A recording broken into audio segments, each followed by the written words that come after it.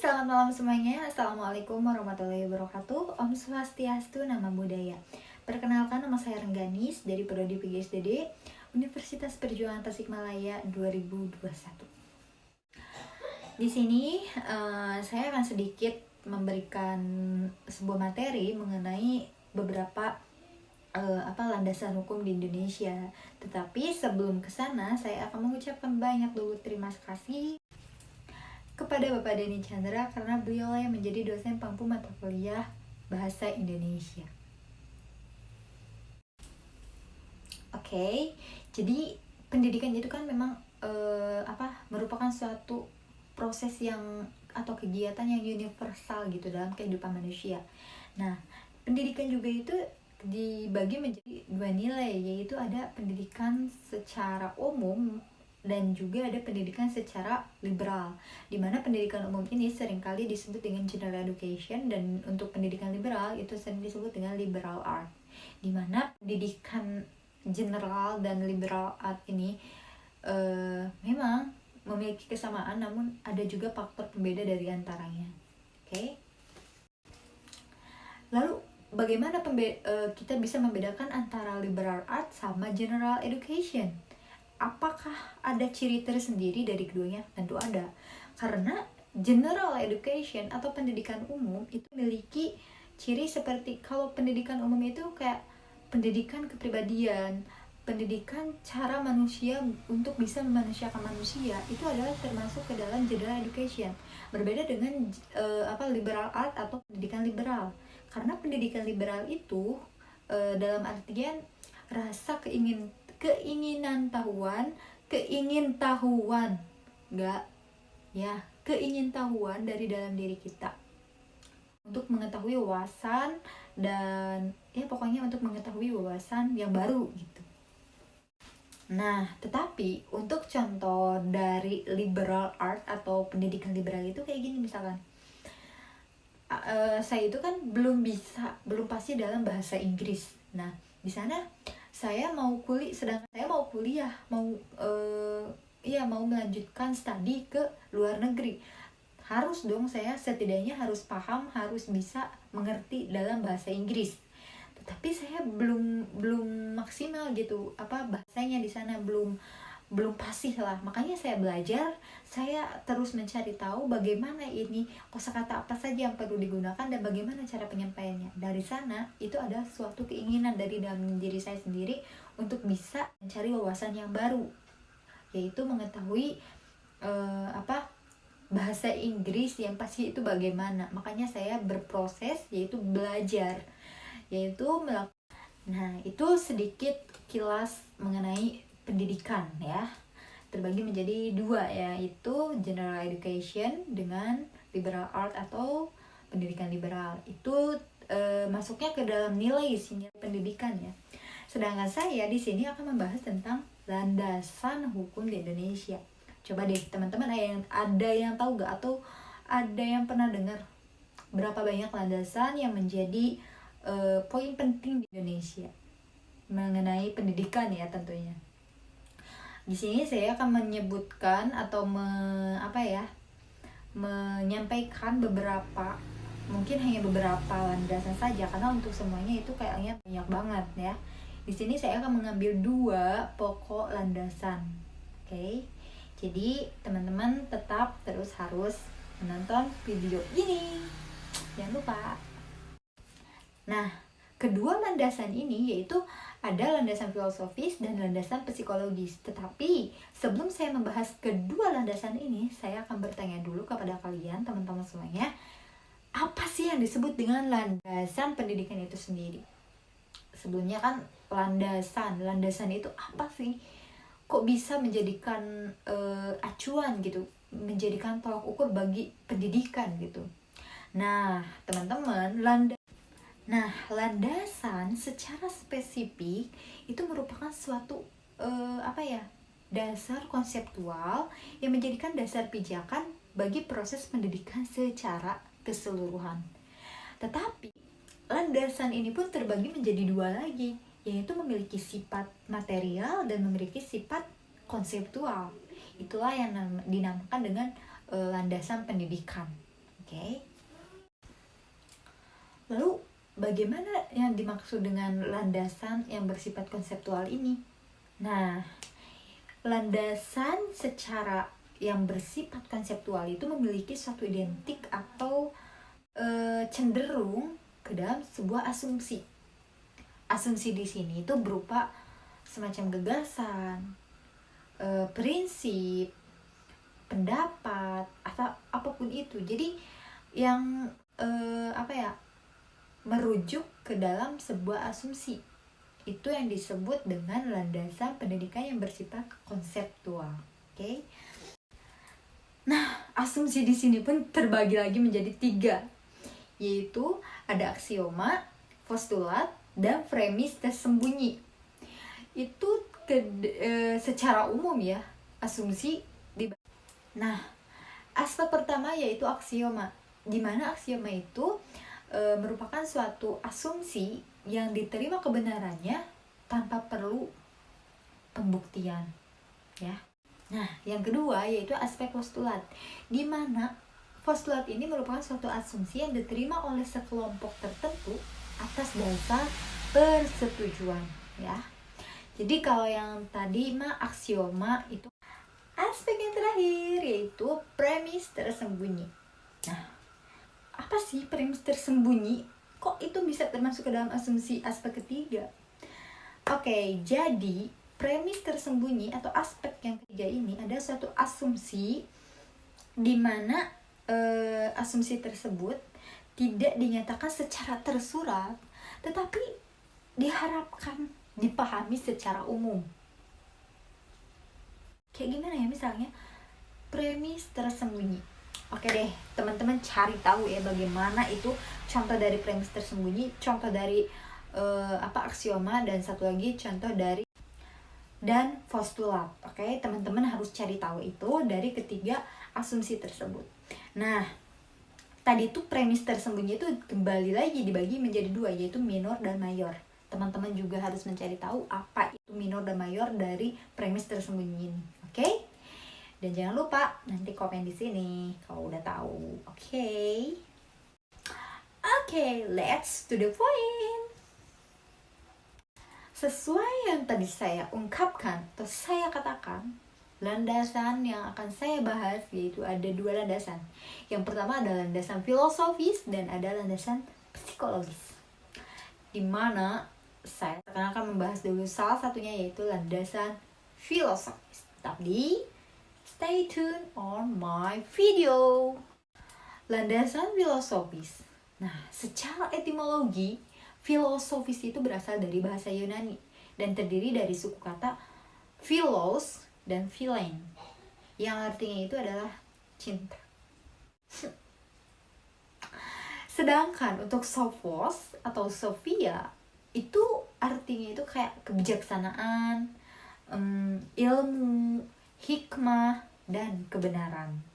Itulah filosofis dari bahasa Yunani secara etimologi.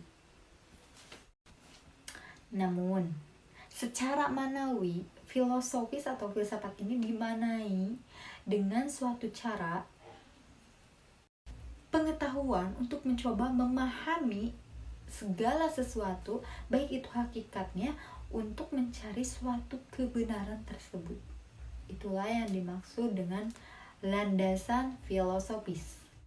Nah, adapun Hasan di tahun 2018 menyatakan atau mengemukakan pendapatnya tentang landasan filosofis ini dibagi lagi ke dalam 4 golongan atau 4 karakter. Yang pertama ada materialisme, idealisme, realisme, dan pragmatisme. Begitupun Hasan menyebutkan beberapa intisari dari keempat golongan atau karakter filsafat atau filosofis yang dikemukakan oleh beliau ini. Yang pertama yaitu golongan materialisme, yaitu yang berpendapat bahwa kenyataan sebenarnya yaitu alam semesta badannya. Maksudnya apa gitu ya? Bagi orang awam itu kayak apa sih maksudnya, kayak gimana? Nah, aliran ini atau aliran golongan materialisme ini hanya mengakui adanya kenyataan spiritual, dan aliran ini hanya mengakui dua variasi, yaitu dialektikal dan humanistis. Maksudnya kayak gimana ini? Nah, jadi aliran materialisme ini hanya menganut menganut ke realistis kehidupan dunia atau alam semesta saja gitu. Yang kedua yaitu idealisme, di mana yang berpendapat itu menyatakan bahwa hakikatnya kenyataan dunia adalah ide dan sifatnya itu secara rohani dan inteligensi. Namun idealisme ini memiliki dua variasi juga, yaitu secara objektif dan secara subjektif. Berbeda dengan materialisme ya. Kalau yang tadi variasinya itu kayak dialektikal dan humanistis. Kalau ini berbeda, karena ini idealisme bukan materialisme. Oke, next. Nah, golongan yang ketiga yaitu realisme, dimana ada yang berpendapat bahwa dunia batin atau dunia rohani dan dunia materi itu memiliki hakikat yang asli, bahkan juga sifatnya itu abadi. Emang hidup di dunia ini kekal? Enggak kan? Cuman itu pemahaman dari Hasan ya. Beliau mengatakan bahwa golongan yang ketiga itu adalah realisme dan bersifat hakikatnya asli dan bersifat abadi. Itu yang ketiga. Yang terakhir yaitu golongan pragmatisme, dimana ini ada suatu aliran paham dalam filsafat yang memang tidak mutlak atau absolut, bahkan tidak terdoktriner atau relatif tergantung kepada kemampuan manusia. Itu yang disebut dengan filsafat atau filosofis menurut Hasan yang keempat, yaitu pragmatisme. Jadi kembali lagi yang pertama saya sebutkan ada golongan secara materialisme, idealisme, realisme, dan pragmatisme. Itulah yang keempat dari pengakuan Hasan di tahun 2018. Selanjutnya ada landasan yang kedua, yaitu landasan psikologis. Nah, landasan psikologis itu kayak suatu landasan dalam proses pendidikan yang memang membahas berbagai informasi juga, baik itu berupa tentang kehidupan manusia pada umumnya, bahkan gejala-gejala yang berkaitan gitu dengan kayak aspek pribadi gitu. Dan memang manusia pada setiap tahapan usia, dan ini pun kayak bertujuan untuk mengenali, menyikapi baik itu tahapan usia manusia dalam perkembangannya gitu kan ya. Terus kan kayak ini tuh bertujuan untuk memudahkan pendidikan tentunya. Itulah yang dimaksud dengan landasan dari psikologis ini. Nah, dari landasan psikologis ini ada kayak ada dua aliran gitu. Yang pertama itu ada aliran behavioristik, terus yang kedua itu ada aliran kognitif atau sering disebut dengan teori komperensi. Itu dari dua aliran tersebut. Nah, di landasan psikologis ini ada dua implikasi landasan gitu. Implikasi yang pertama itu kayak seorang pendidik itu harus berproses mengenai pembelajarannya itu harus memberikan suatu kemungkinan. Jadi di mana si kemungkinan ini itu ditujukan untuk membentuk suatu kepribadian individu gitu loh. Akan tetapi harus diperhatikan juga ini tentang faktor-faktor hereditas yang memang ada pada setiap masing-masing individu itu. Jadi kita diharuskan juga untuk bisa memantau. Nah, di implikasi yang terakhir ini yaitu yang kedua, di mana si seorang pendidik itu dalam proses pembelajarannya harus memperhatikan tugas perkembangannya. Maksud dari tugas perkembangannya itu masing individu itu untuk melakukan suatu proses ya dalam pembentukan ini. Itu dari perkembangan si anak tersebut. Maka dari itu kita sebagai tenaga pengajar atau si seorang pendidik, kita harus tetap berada dalam koridor pengawasan untuk mengawasi seorang siswa maupun muridnya itu ya. Jadi itulah dari landasan psikologis. Ada 2 implikasi yang itu ya.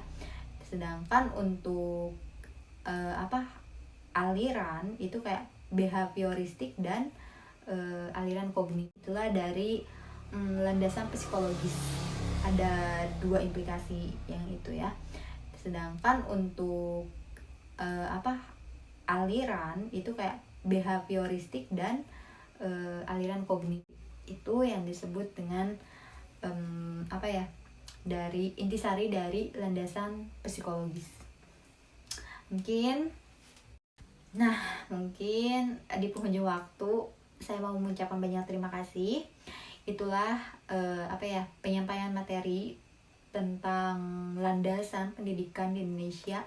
Secara garis besar saya hanya mengambil 2 landasan, yaitu landasan filosofis dan landasan psikologis, dimana tadi saya sudah membahas keduanya itu. Namun kalian tetap terus harus mencari dan menggali kembali beberapa landasan lagi. Dan kalaupun kalian sudah mengetahui beberapa landasan tersebut, bolehlah kita sharing di forum ini. Nanti kalian bisa komen.